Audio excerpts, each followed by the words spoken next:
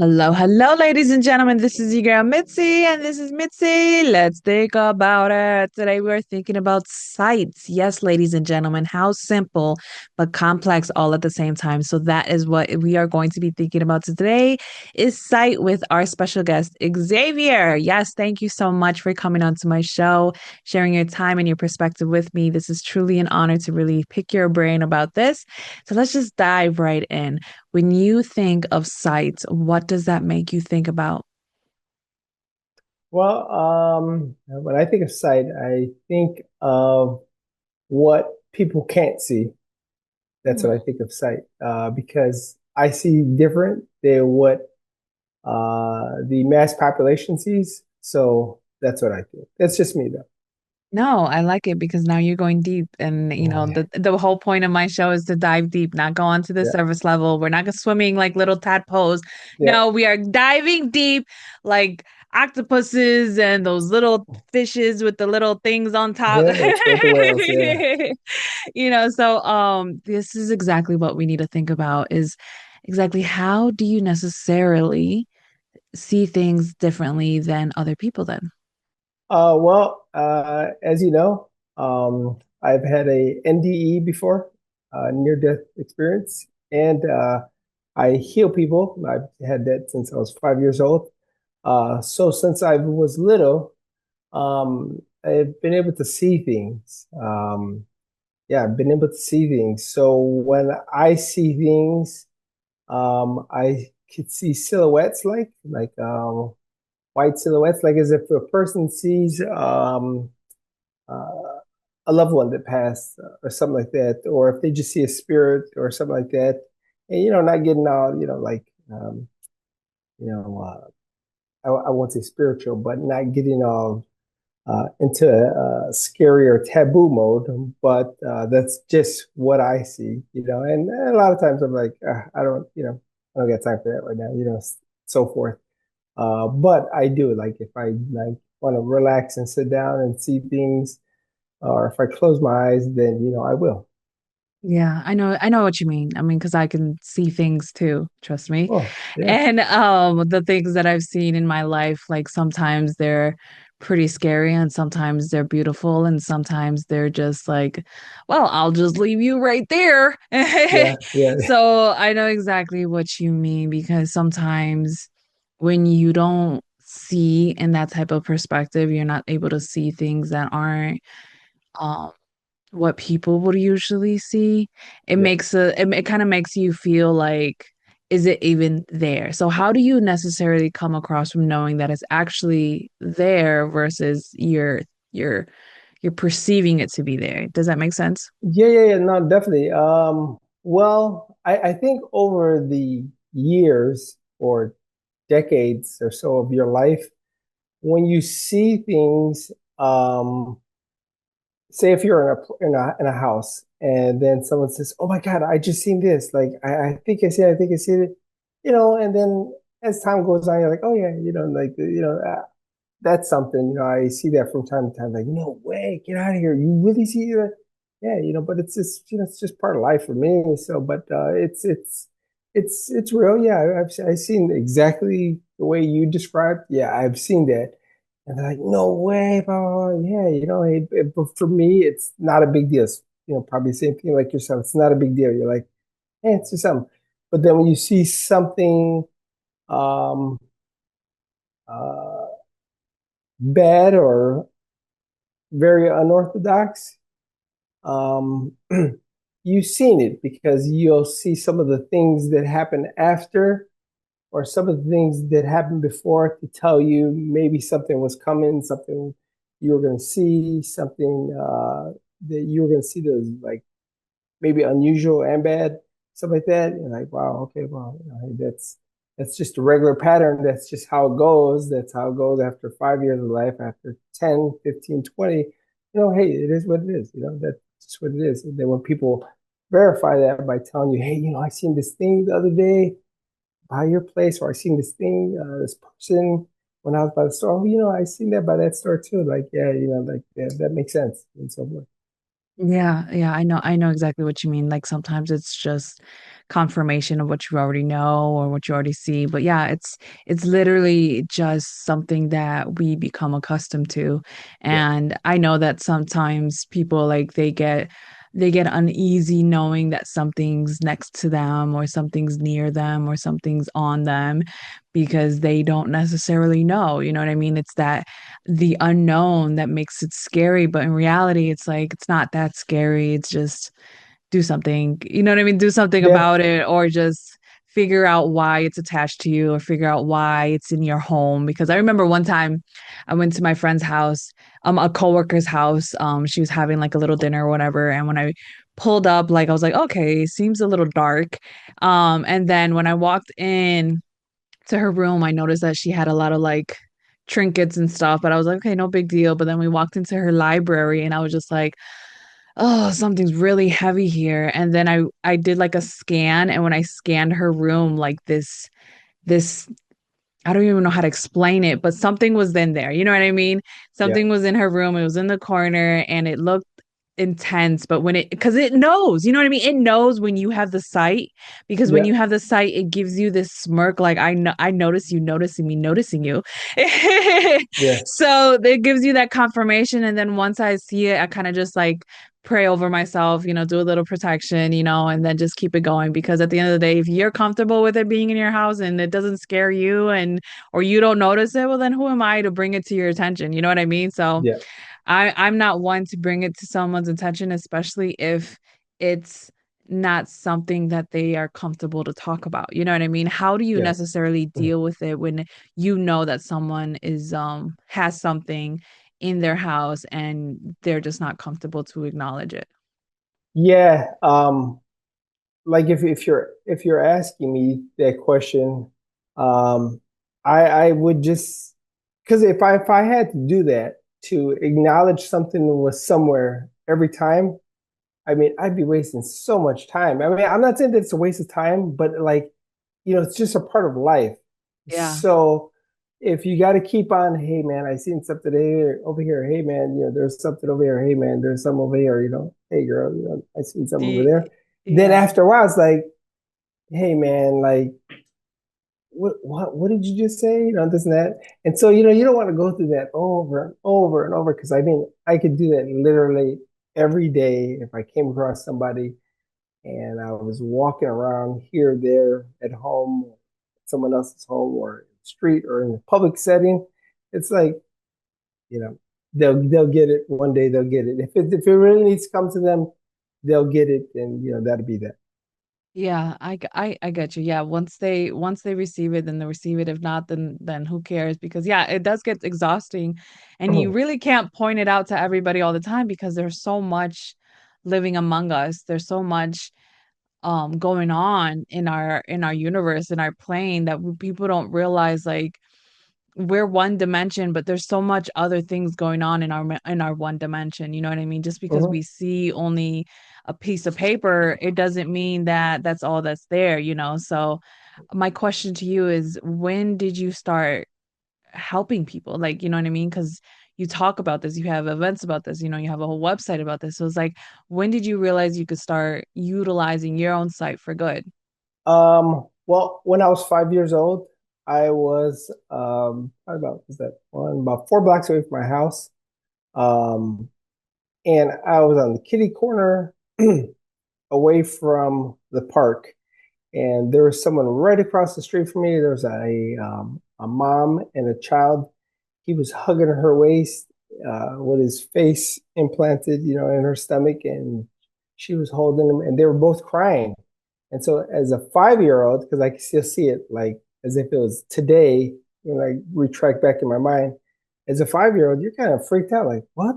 They're crying. They're crying. They're in public. Like, what the oh my God, this must be something catastrophic, as a 5 year old. Like, Yeah. oh my God. And then there's a little part of you that's scared. I remember I was scared at that age to see them, like, oh, and I'm looking around like, what could they be afraid of? What could they be crying for? This and that. And then something inside of me is like, I want to help them. I want to help them. I don't know what it was, but I was just, that's how I felt. I want to help them. Maybe I can help them. Maybe I can help them. And then I just looked their way and I closed my eyes and I put my head down. And then I felt this white light, surround me. And then I wanted it to go towards them. And then I just held that and I seen them with white light around them. And then I said, okay, I'm going to open my eyes now. And then I opened my eyes. And probably about 2 seconds later, they stopped. The little kid stopped uh, holding his mom. He's looking around, she's looking around, but they stopped crying right away. And I'm like, oh, I'm just looking at them, and they're like looking around, because there's a bus stop right there. Uh, and they just looked like what Everything happened? was okay. Yeah, and then I was like, whoa, did I do that? I said, whoa. I started looking at my hands, I was like, Mm. hey, what's going on? Was that me? Was that me? I kept on saying that, like, oh my God, I'm a superhero. I, I'm a superhero. Oh my God, when am I gonna fly? Am I gonna fly next? Like I started saying all these dumb things to myself because I can remember it like yesterday. Like maybe I'm a superhero. Oh my God, who am I gonna tell? And I'm still looking at them, and they're just like, they're just looking around. Now the kid's talking to the mom, she's talking to him, blah blah blah. They got like regular faces without that sadness and stuff like that. And then I left, and then I just walking home, and I was like, oh my God, what if I did that? Maybe I did it. Maybe it's just, but I think I did that, because, the 5-year-old, the childness, the child, And as being a child, it's going to take over more than being an adult would, I think, because as a child, you don't have nothing blocking you. As an yeah, adult, you got all this mind stuff, noise, yeah. that life has put on you and so forth. But as a child, it's like I think I did that. I think I did that. Wow, what made that? I'm asking all these questions and I'm walking home, only like about so many blocks away. And I'm like, oh, what? Who am I going to tell? I'm not telling nobody. I'm not telling nobody. Nope, nope, no, I'm not going to tell nobody. But as time went on, then I would look for people who they had the face of, oh, this hurts. Oh, like something like that. So then I could go ahead and try it again on that. And then I would tell my mom, hey, if she says, okay, I'll be back, guys, I'm going to the doctor. I'm going to take your brother. I'm going to take your sister, blah, blah, blah. I'll be like, I want to go. Like, hey, can you take me, please? Just let me go. Let me go. Let me go. You want? Well, you want to go there? Like, I thought you hated it. Yeah, I hate them, but I'm not going for me. So, therefore, can I go? Okay, come on, let's go. And then I would always look for the person who looked sick, wasn't just there for an appointment, but the person who looked sick, who was hurling, who was like, just get me in, one of those types of things. And then I would do the same thing to them. And then I would put my head down and do the same thing. And then I would feel that light. And then I'd feel it going at that person. And then I open up my eyes and then I would just look like, okay, let's see.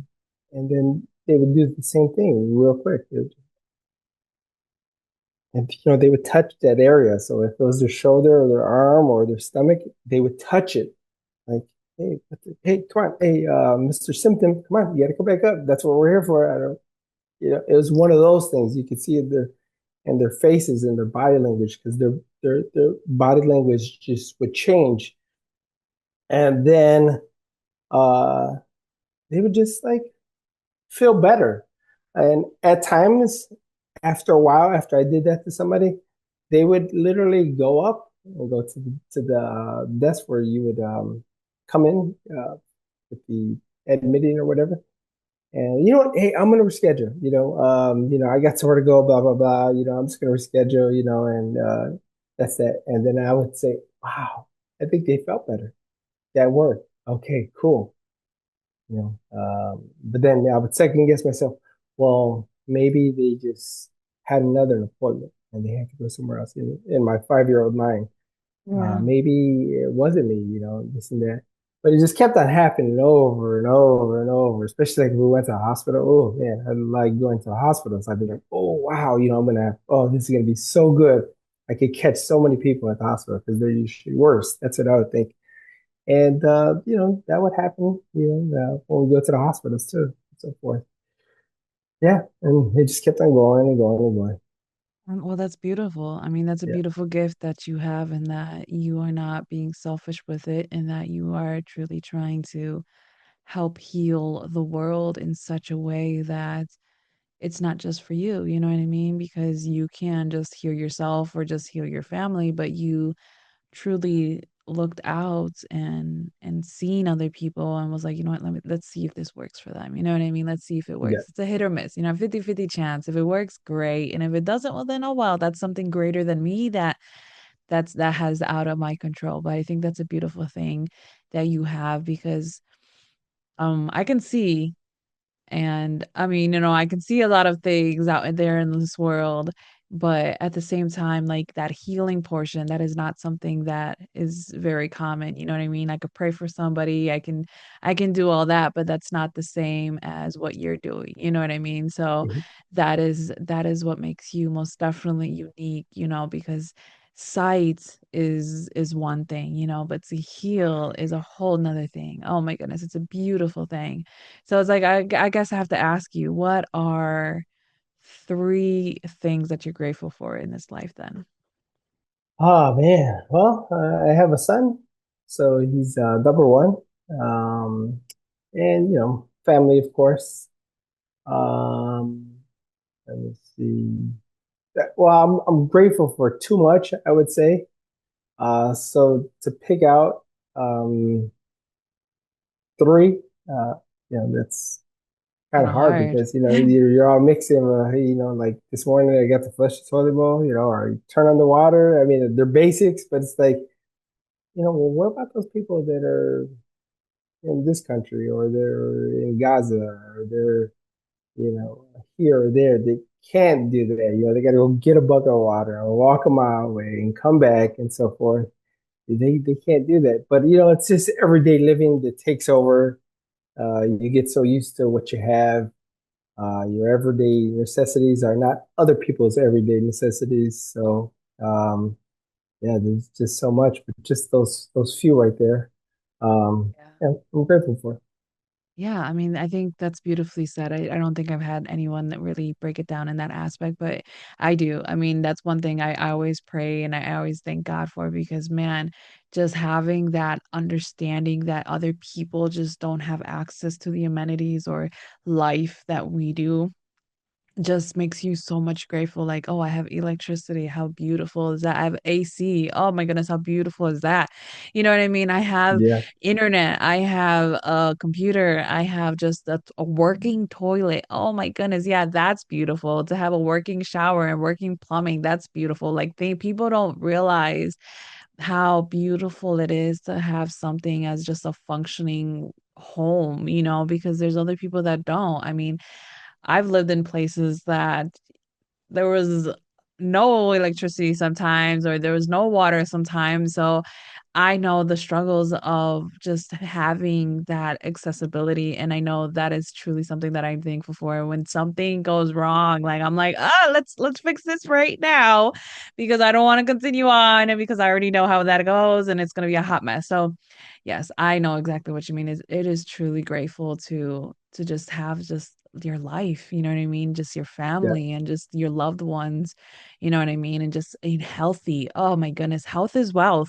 And people don't realize that. So, I mean, like, really, you can really do go on and on with the list and yes, you list of could. things because there's so much things to be grateful for in this world, like, why complain?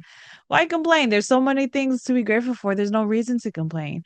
So, yeah, I think that is something that is amazing. And it sucks to know that time is catching up to us because I do feel like we can dive in deeper into this topic and into different avenues like we are, but time is catching up to us. So what can be some lasting words that you can leave us off with to keep on thinking? Well, one thing I always say, especially like say if I go do a visit, hospital visit, and most of the times, but if I do a hospital visit, it's always an ICU, intensive care. It's always something like that or emergency room. Um, so a person would see someone in dire straits, especially a family member, they get this news, hey, like it doesn't look good. Hey, hit or miss, doctor telling the family members and this and that. And what I tell family members after, I look at this person and so forth, I says, hey, listen, it looks bad. It looks horrible. I says, but it's, you're never at the end, man. I says, there's always a way. I said, there's always a way. There's always a way. I said, your loved one or so forth, you can say their name. That doesn't mean they're going to go because, they said they're going to go and so forth. Let's give me a few minutes. Let's see what we could do. No matter how bad it looks, let's see what we could do. But just remember that it's never over. It's never over. Like there's that stopwatch and that clock, for every game. And some teams win with 1 second left. Some teams win with 3 seconds left. Some teams win, like as some people could see on basketball games, with a 500th of a seconds left before the game's over, and then that one shot it crushes somebody's world and it heightens somebody's world because they're going to be the winners and so forth. But it's never over until it's over, literally. That's what I always tell people. Yeah, that's beautiful because there's always a chance. There's always an opportunity. Always a chance. There's always hope. You know what I mean? And I think that's what people need in this world. There's hope. There needs to be hope. And if you can able to hold on to that hope, I think that right there truly changes your perspective on life and perspective in what's actually possible. Like one thing I hold on to is that sometimes the impossible is only impossible for man, but in reality there's so much possibility that can come out of us because humans are so much more than what we can even fathom. So when you allow ourselves to believe the impossible as possible, then it can truly become possible. And so Yeah, it's like there's always that 50-50 window. Death will always be there. Let's be honest. It will always linger around and it'll always tell us there's a time lapse, but there's always a way to extend it. You know what I mean? Just like you said, there is always a way to extend your life because I've seen people that have extended their life. I prayed for people that I knew when they were going to die, and I still was able to pray for them, and they've extended their life beyond what they were supposed to die. It was supposed to a long time ago. yeah. So trust me, I truly, truly stand by what you're saying. And I thank you so much for coming onto my show and sharing your perspective with me and your experiences and your life, you know what I mean, your life memories with me because you didn't have to tell those stories, you know what I mean, but you did and I appreciate that because they hold value, you know what I mean? They hold value to me and to my listeners and somebody out there to hopefully give them that hope that maybe whatever situation that you're going on or whatever is in your life, there's hope on the other side. Just believe it. You know what I mean? Or contact Xavier. You know what I mean? Contact Xavier. I have access to his website. If you're listening in audio or if you're on YouTube, you'll find his website on in the description. Or if you're on my website, just find his photo, click on it, and it goes directly to his website. So you can find all the great content that he has to offer the world so that you can continue on thinking or continue on seeing, right? So with that being said, bye.